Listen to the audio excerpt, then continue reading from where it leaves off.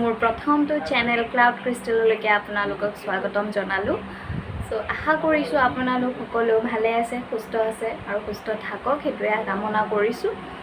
আৰু আপোনাৰ কি ক'ম আৰু এতিয়া এইটো এনেকুৱা পৰিস্থিতিত বহুত মানুহে আপোনাৰ নিজৰ আপোনজনক বহুতে হেৰুৱালে।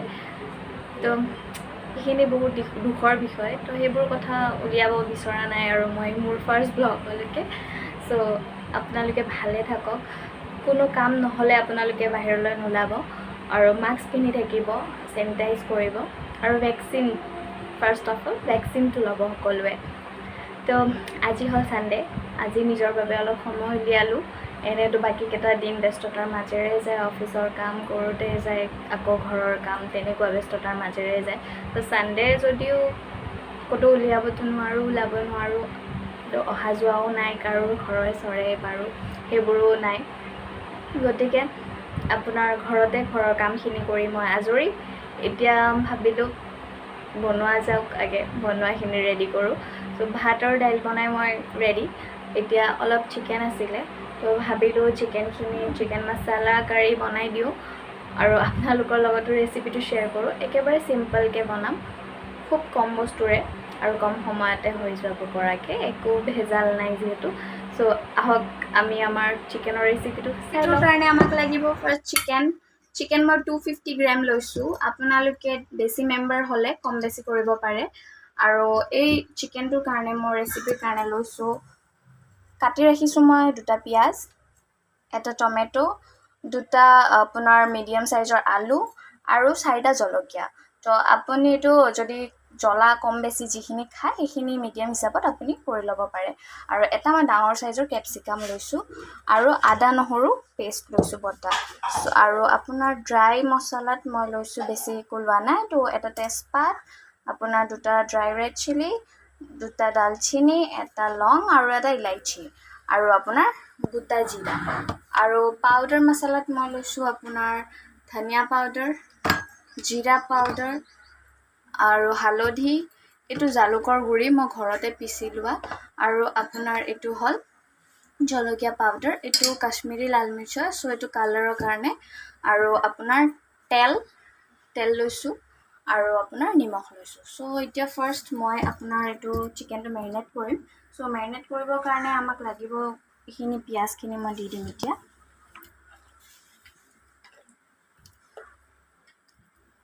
চ' মই গোটেইখিনি পিঁয়াজ দি দিছোঁ। আৰু আপোনাৰ এইটো টমেটো প্লাছ জলকীয়াখিনিও দি দিম মই।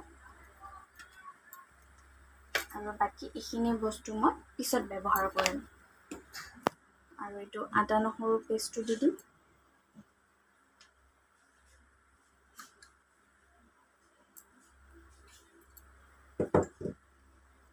আৰু আপোনাৰ ধনিয়া পাউডাৰ মই দিম 2 চামুচ।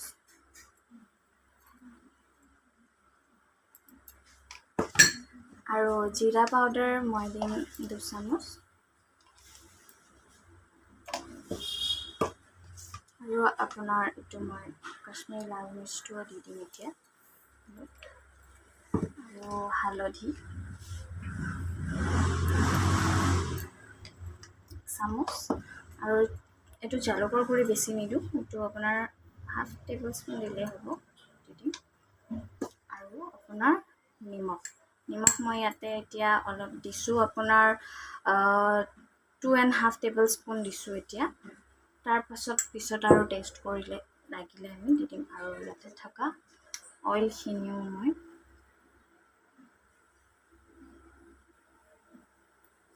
অলপ অইল দি দিম এতিয়া কাৰণে, পিছত আকৌ লাগিলে আমি আকৌ তেল দি দিম। এইখিনি মই ভালকৈ মিক্স কৰি ল'ম। যদি আপুনি এইটো হাতেৰে মানে ভালকৈ মিক্স কৰি পেলাই ৰাখে তাহলে বেছি ভাল হ'ব। মই চামুচেৰে কৰি আছোঁ, মই এতিয়া হাতেৰেও কৰি দিম বাৰু। ফাৰ্ষ্ট মই চামুচেৰে মিক্স কৰি লৈছোঁ, তাৰপাছত মই এতিয়া হাতেৰে কৰি ল'ম। হাতখন ধুই ৰাখিছিলোঁ, চ' এতিয়া মই এইটো মিক্স কৰি ল'ম।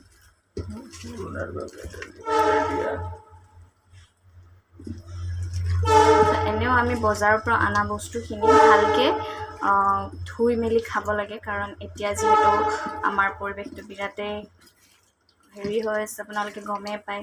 চ' বহুত বেয়া চিটুৱেশ্যন চলি আছে, গতিকে আমি চব বস্তু বজাৰৰ পৰা অনাৰ পাছত আমাৰ চব্জি পাচলি যিখিনি হয় আমি তো ধুৱে, সেইটো জানোৱে, কিন্তু ভালকৈ 3বাৰমান আপোনাৰ ধুই ল'ব ভালকৈ, তাৰ পাছতহে খাব মানে। চ' ডাইৰেক্টলি কোনো বস্তু নাখাব। চ' মই ইয়াতে দেখিছোঁ অলপ মোৰ ড্ৰাই হৈ আছে, মানে অলপমান তেল কম হৈছে, মই আৰু অলপ তেল দি দিম, তেতিয়া অলপ ভিজা হেন হয় আৰু। কিন্তু যিমান বেছি মানে মিক্স কৰিব সিমান বেছি সোৱাদ আহে আৰু।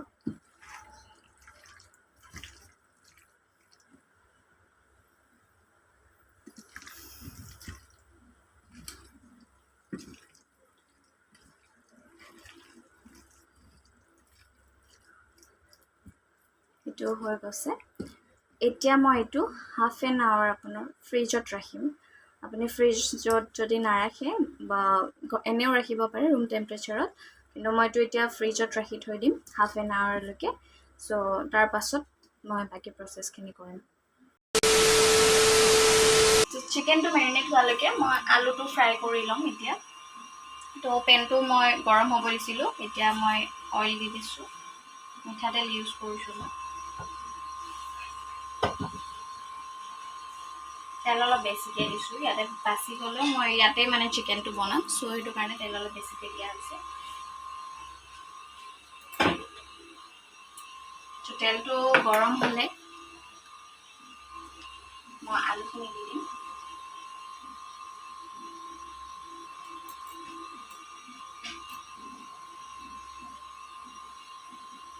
চ' এতিয়া মই আলুটো দিম, চ' অলপ কমাই দিছোঁ যাতে গাত নিচিটিকে।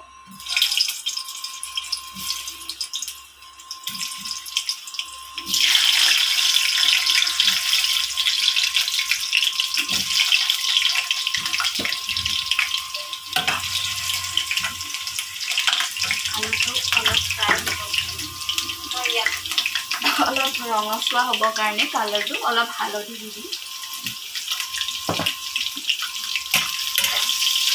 যাতে দেখিবলৈ অলপ ভাল হয়।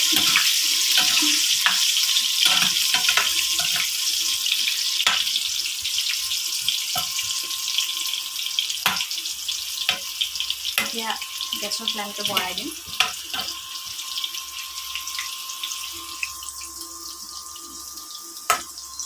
আলুবোৰ মই ইমান বেছিও ফ্ৰাই নকৰোঁ, জাষ্ট অলপ ফ্ৰাই কৰিলেই হ'ব, কাৰণ মই মাংস যিহেতু দি দিম আৰু তাতে আৰু পানীৰ লগত আপোনাৰ এইটো বইল হৈ যাব। চ' জাষ্ট অলপ ফ্ৰাই কৰিম মই, কাৰণ আলুটো ফ্ৰাই কৰিলে অলপ মই মানে মোৰ এইটো হেৰিয়ে কৰিছোঁ যে অলপ সোৱাদ মই পাওঁ মানে, সেইটো কাৰণে মই আলুটো ফ্ৰাই কৰি আছোঁ।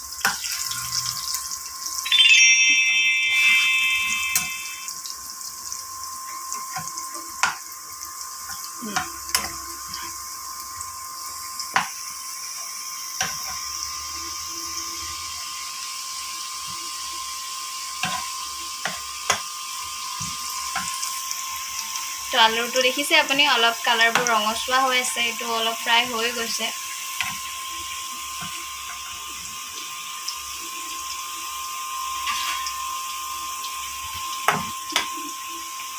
হৈ যাব, মই এইটো আৰু বেছি নাভাজোঁ ইয়াতকৈ। ত' মই এতিয়া আলুটো উঠাই থৈ দিম।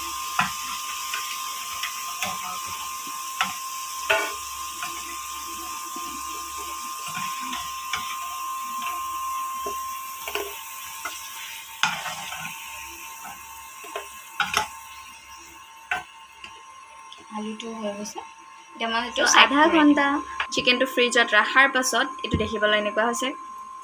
চ' এতিয়া আমি বাকীখিনি প্ৰচেছ ষ্টাৰ্ট কৰোঁ। চ' মই এইটো পেনতে আলু যিটোত মই ফ্ৰাই কৰিছিলোঁ সেইটোতে মই এতিয়া চিকেনটো বনাম। চ' মই গেছটো অন কৰি দিছোঁ আৰু তেলটো গৰম হ'বলৈ দিম। ত' তেলটো মোৰ গৰম হৈ গৈছে। এতিয়া মই যিখিনি গোটা মছলা আছিলে, তেজপাতটো দি দিম মই, আদাটো চিঙি দিওঁ,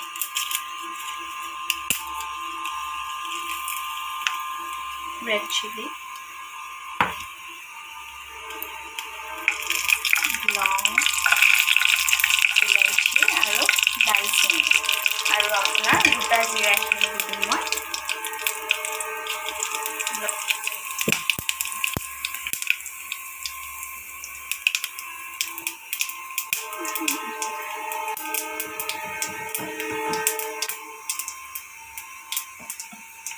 ইয়াতে মই তেল অলৰেডি দিছিলোঁ, সেইটো কাৰণে মই ইয়াত কম তেল আছিলে, যিখিনি বাছি সেইখিনি তেলে ইউজ কৰিম।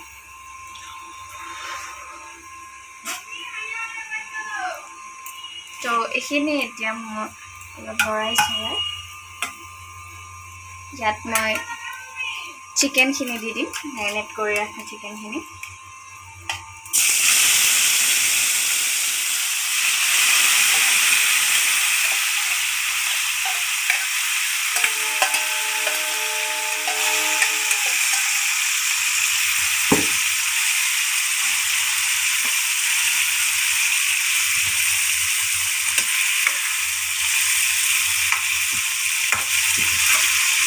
মাংসখিনি বনাবলৈ বেছি সময় নালাগে, আমাক বেছি সময় প্ৰয়োজন নহ'ব, যিহেতু আমি আধা ঘণ্টা তাত মেৰিনেট কৰি থৈছিলোঁ, গতিকে এইটো মই বেছি সময় একেবাৰে নালাগে। তো মই ফ্ৰাই কৰি থোৱা আলুখিনিও মই এতিয়া দি দিম।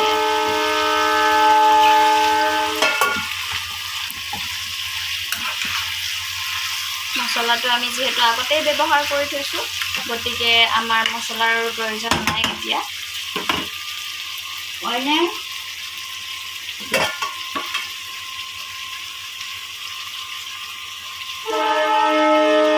এই বাতিটো যিটোত মই কৈছিলোঁ মেৰিনেট কৰি, তো সেইটো মই এতিয়া ইয়াত মুচি অলপ থৈ দিছোঁ। এইটো বিশেষ কৰিব নালাগে, ইয়াত মই এইটো কভাৰ কৰি থৈ দিম এতিয়া, যিহেতু ইয়াৰ পানী উঠিব।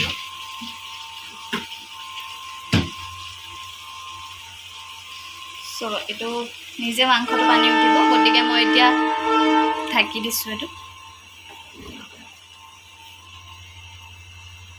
চ' এনেকৈ এতিয়া মই অলপ 2-3 মিনিটমান মই ইয়াক এনেকৈ কভাৰ কৰি মই ৰাখিম। তাৰপাছত মই 3 মিনিট পিছত চেক কৰিছোঁ, ইয়াত পানীবোৰ উঠি গৈছে আৰু পানীটো অলপ খুব হৈছে উঠিছে যদিও। তো মই এইটো এতিয়া ভালকৈ মিক্স কৰিম। যিটো মছলাখিনি আছে সেইখিনি আপোনাৰ মানে টেষ্টটো বেছি ধুনাৰ ওপৰতে আহে, বেছিকৈ মিক্স কৰাৰ ওপৰত। গতিকে এইটো কালাৰটো আপোনাৰ যিটো আছে সেইটো সেইবিলাক ভালকৈ মিক্স কৰাৰ পাছত কিন্তু তথাপিও কালাৰটো দেখিছে আপোনালোকে। চ' এইটো কালাৰটো আপোনাৰ অলৰেডি আহি গৈছে, তেলৰ কালাৰটো। চ' তেলটো আমাৰ ওলাই আহিছে এক্সট্ৰাকৈ। আমাৰ অলমষ্ট চিকেন ৰেডি হৈ গৈছে। তো এতিয়া আমাৰ যিখিনি আপোনাৰ কেপচিকামখিনি আছিলে মই এইখিনি দি দিম। কেপচিকামবোৰ মই ডাঙৰ ডাঙৰকৈ ৰাখিছোঁ, কাৰণ এইটো যিহেতু মাংসৰ লগত সিজি যাব।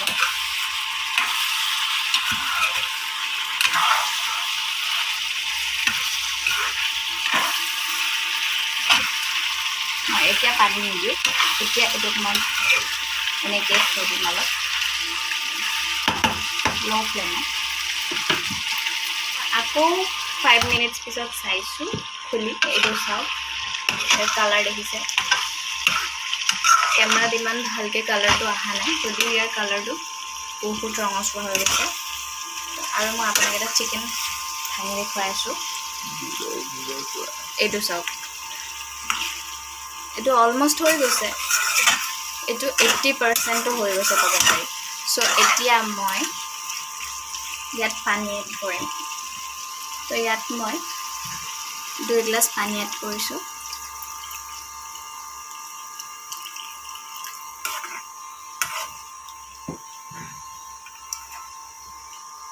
এইখিনি চাইছে আপুনি পানীৰ কনচিষ্টেঞ্চি। এইটো আকৌ এবাৰ মই পূৰা ফুল আপোনাৰ এইটো দি দিছোঁ ফ্লেমত, আৰু ইয়াত মই কভাৰ কৰি দিছোঁ। লাষ্ট এইটো আমাৰ এতিয়া ৰেডি হ'বই, আৰু এইখিনি অলপ পানীখিনি যেতিয়া আপোনাৰ ঠিক হৈ যাব গ্ৰেভিটো, মই তেতিয়া অফ কৰি দিম। চ' আৰু এইটো অলমষ্ট 5 মিনিটছমান লাগিব। তাৰপাছত আমি আকৌ চেক কৰি আছোঁ। তো এয়া আমাৰ চিকেন কাৰী ইজ ৰেডি। দেখিবই পাইছে আলুবোৰ পূৰা সিজি গৈছে আৰু মাংসটো তেতিয়াই সিজিছিলে, এতিয়া আৰু ধুনীয়াকৈ সিজি গৈছে। আৰু এটা দেখাই দিছোঁ আপোনালোকক, এই চাওক সোনকালে সহজতে সিজি গৈছে চিঙি গ'লে। তো সেইটো কাৰণে এইটো ৰেডি। তো ইয়াক মই এতিয়া গেছটো অফ কৰি দিম আৰু অলপ ঠাণ্ডা হ'বলৈ দিম। তাৰপাছত মই এইটো আমি গৰমে গৰমে ছাৰ্ভ কৰিব ৰেডি। তো আমাৰ চিকেন মছলা ৰেচিপি ৰেডি হৈ গৈছে। তো আপোনালোকে এইটো বনাই টেষ্ট কৰি চাব পাৰে। খুবেই সহজতে আৰু খুব কম সময়তে আপোনালোকে এইটো বনাব পাৰিব। চ' কেনেকুৱা লাগে আপোনালোকে কমেণ্টত জনাব।